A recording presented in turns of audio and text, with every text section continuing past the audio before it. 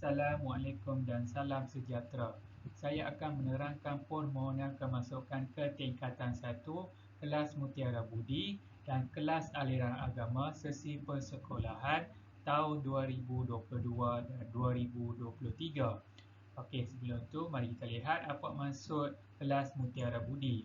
Okey, budi bermaksud bijak urus diri insannya, di mana sebelum ni kelas Mutiara Budi ataupun singkatannya KMB sebelum ini dikenali sebagai kelas rancangan khas KRK.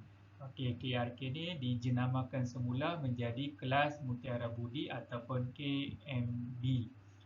Okey, kelas aliran agama tuan-tuan dan puan-puan dah tahu dah, iaitu kelas aliran agama. Okey, di sini saya akan menerangkan memberi taklimat tentang KMB dan KAA serta cara mengisi borang permohonan serta tarikh-tarikh yang penting tuan-tuan dan puan-puan perlu tahu untuk kemasukan ke tingkatan 1 sekolah feeder, kelas Mutiara Budi dan kelas aliran agama. Okey. Seterusnya mari kita lihat definisi kelas KMB dan KAA. Sebelum tu, permohonan ke KMB, KAA adalah mengikut minat murid. Tak wajib minat murid, kalau minat boleh mohon KMB dan KAA. Okey, kita lihat definisi KMB. Okey, kelas Mutiara Budi adalah satu program yang dihas untuk murid yang cemerlang akademik, pentaksiran, aktiviti jasmani dan kokurikulum PAJSK serta mempunyai rekod disiplin dan sasiah yang baik. Okey, kelas aliran agama pula adalah kelas khas yang diwujudkan di sekolah menengah harian untuk memberi peluang kepada pelajar Islam mempelajari subjek-subjek seperti yang ditawarkan di Sekolah Menengah Kebahasaan Agama SMKA. Jadi murid-murid yang tak dapat peluang ke Sekolah Menengah Kebahasaan Agama, jangan tak perlu risau.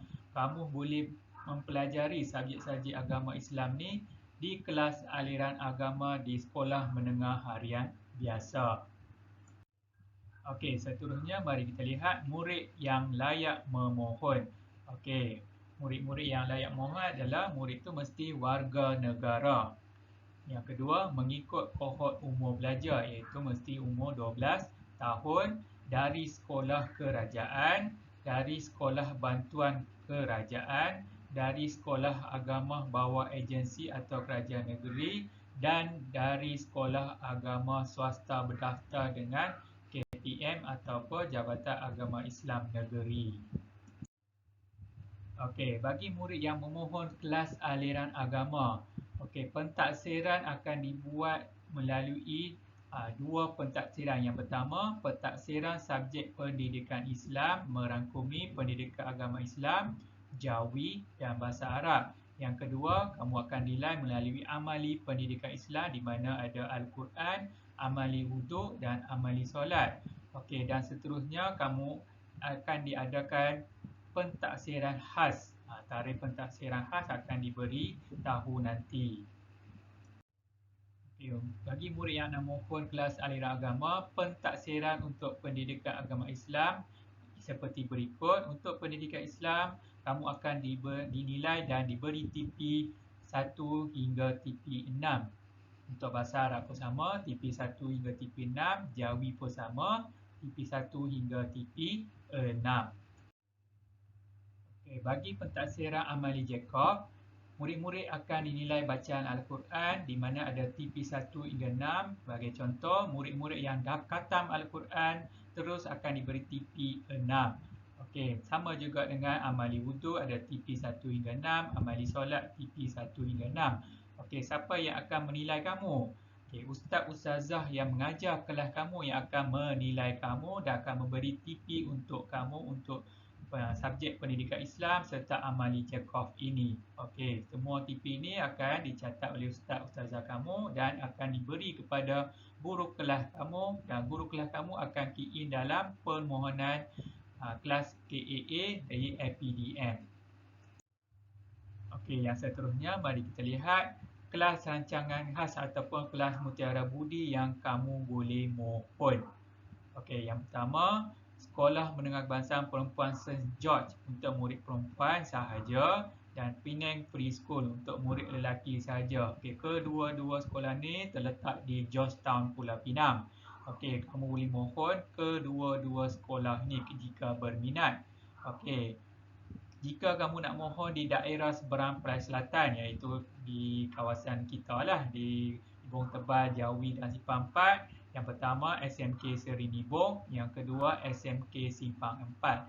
Okay, selain daripada sekolah yang tertera di sini, kamu tak boleh mohon untuk kelas Mutiara Budi ataupun dipanggil kelas rancangan khas. Keempat-empat ni sekolah sahaja kamu boleh mohon. Salah satu, bukan keempat-empat dah, salah satu kamu boleh mohon.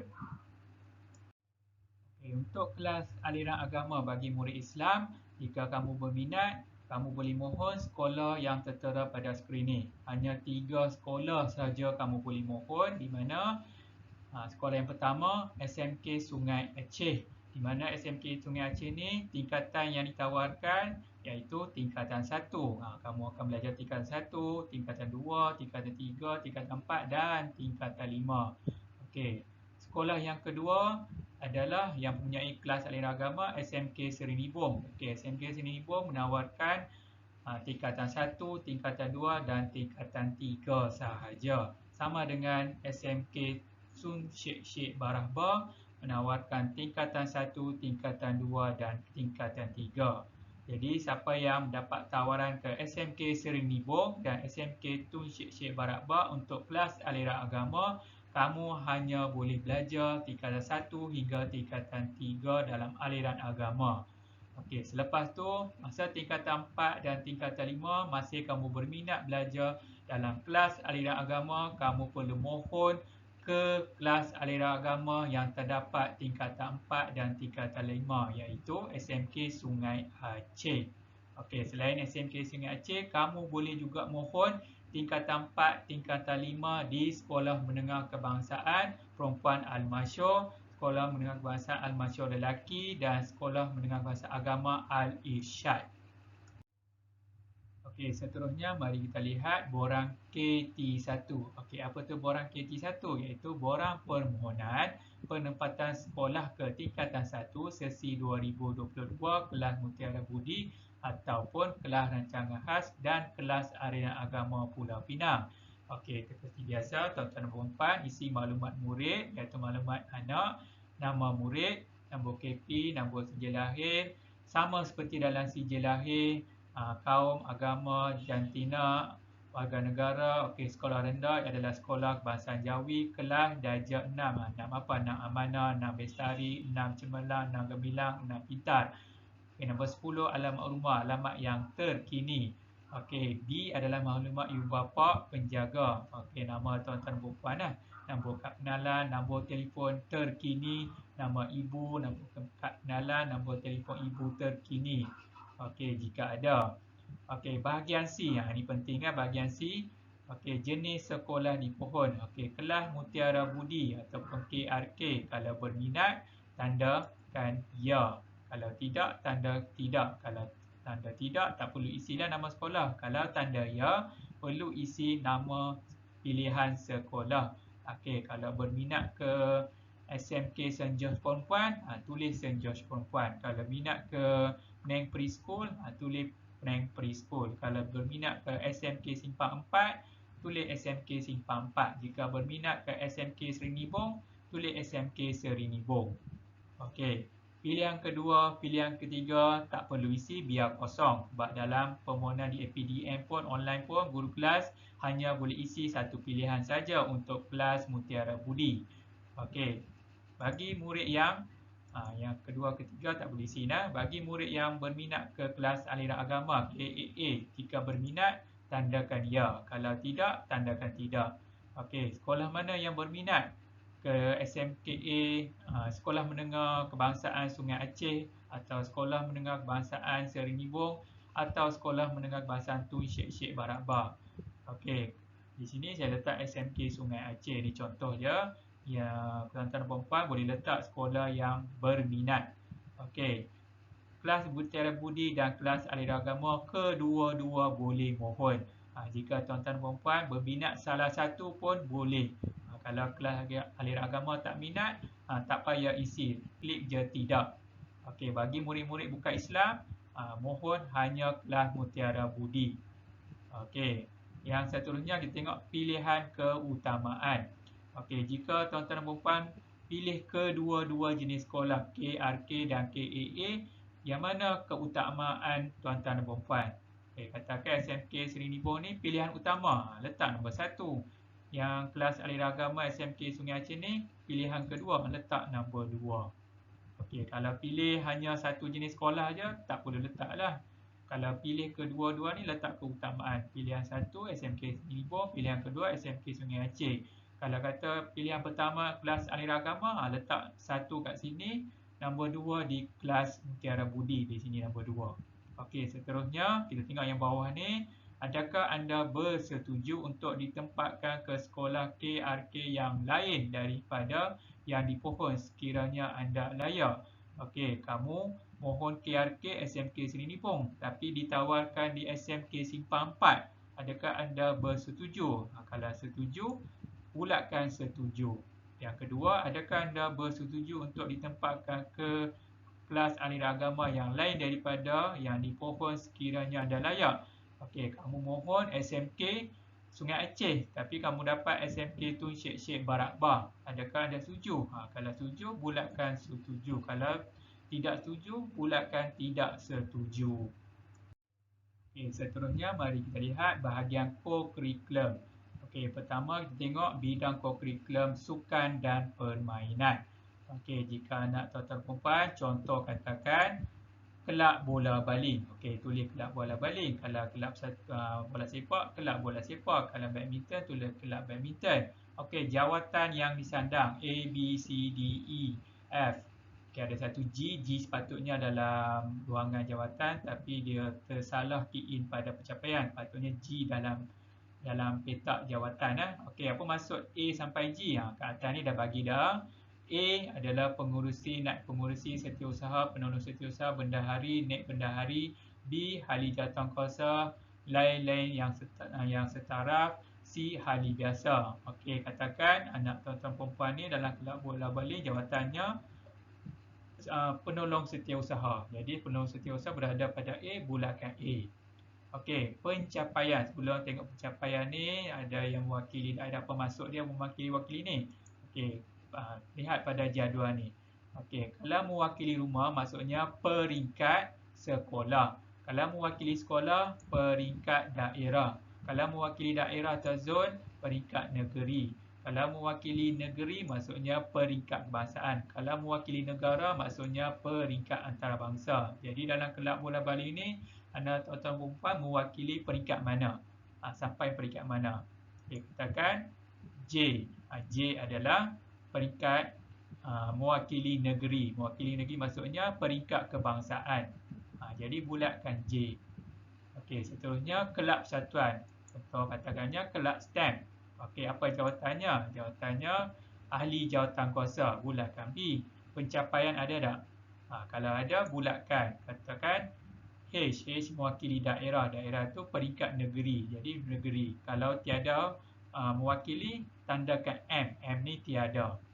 Okey, seterusnya pasukan pakaian seragam iaitu pengakap, TKRS, PPIM yang mana? Okey, katakan anak tuan-tuan perempuan ni pengakap. Apa jawatan dia? Okey, jawatan dia C, ahli biasa. Bulatkan ahli biasa. Pencapaian ada tak? Pencapaian L. L tu apa dia? Mewakili sekolah. Mewakili sekolah maksudnya peringkat daerah. Anak tuan-tuan perempuan mewakili daerah, bulatkan L. Okey, tugas-tugas khas. Tugas-tugas khas ada kat sini iaitu jawatan khas, imam, lain-lain yang setara, ketua pengawas, penolong ketua pengawas, pengawas pusat sumber, ketua darjah, penolong ketua darjah dan lain-lain yang setara iaitu pengawas PRS pun boleh. Katakan anak tuan-tuan perempuan ni pengawas. Okey, apa jawatan dalam pengawas? Katakan E. E adalah ketua pengawas. Bulatkan E. Okey, pencapaian tak payahlah ni, dan lain tugas-tugasan ni tak ada pencapaian. Okey. Bila dah isi semua ni, tuan-tuan dan puan-puan kena baca pengesahan pemohon ni, iaitu saya mengaku bahawa semua maklumat dan keterangan yang dikemukakan di atas adalah benar dan tepat. Sekiranya terdapat maklumat dan keterangan yang tidak benar, permohonan ini akan terbatal dengan sendirinya. Sila simak maklumat permohonan anda. Sebarang pengemas kinian tidak boleh dibuat selepas cetakan dan serahan permohonan. Jadi tuan-tuan dan puan, bila isi bahagian kurikular, pastikan maklumat yang tepat. Bila anak-anak tuan-tuan dan puan ditawarkan ke kelas rancangan hal dan KAAA, yang maklumat yang tertera ni akan diminta bukti, senang sertakan sijil ataupun dokumen untuk menunjukkan bukti bila ditawarkan. Sijil-sijil semua akan diminta. Jadi pastikan isi maklumat yang betul. Jadi jika betul, puan-puan dan puan-puan, nampak ada petak kecil ni, tuan-tuan dan puan-puan kena tandakan betul pada ruangan petak ni. Seterusnya, jangan lupa tanda tangan.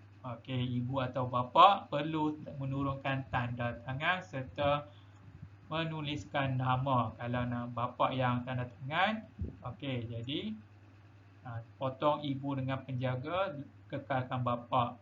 Tarikh mengisi borang ataupun tanda tangan 23 November contoh. Ini contoh 2021. Yang bahagian bawah bulat ni, cak sekolah ni tak perlu. Yang ni adalah tugas guru kelas.